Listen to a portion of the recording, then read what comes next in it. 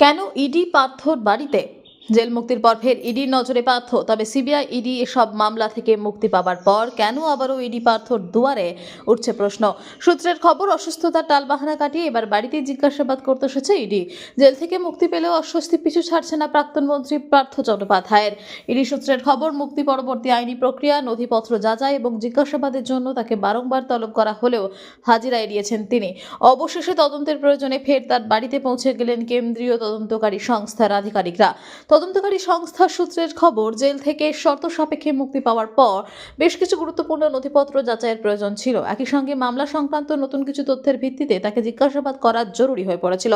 কিন্তু তলব করা সত্ত্বেও তিনি সিজিএ কমপ্লেক্সে উপস্থিত হননি। পার্থ চট্টোপাধ্যায়ের পক্ষ থেকে জানানো হয়েছিল, শারীরিকভাবে তিনি অত্যন্ত অসুস্থ, ফলে তার পক্ষে হাজিরা দেওয়া সম্ভব না। এমনকি আদালতের পক্ষ থেকে রুটিন হাজিরার নির্দেশ থাকলেও অসুস্থতার কারণ দেখিয়ে তা এড়িয়ে যান, হাসপাতালে চিকিৎসাধীন হন। ইডির দাবি, তদন্তের স্বার্থে জিজ্ঞাসাবাদের প্রক্রিয়া আর ঝুলিয়ে রাখা সম্ভব নয়। যেহেতু তিনি অসুস্থতার কারণে দপ্তরে আসতে পারছেন না, তাই তার শারীরিক অবস্থা এবং আইনি বাধ্যবাধকতা মাথায় রেখেই সরাসরি তার বাসভবনে পৌঁছে গিয়েছেন আধিকারিকরা।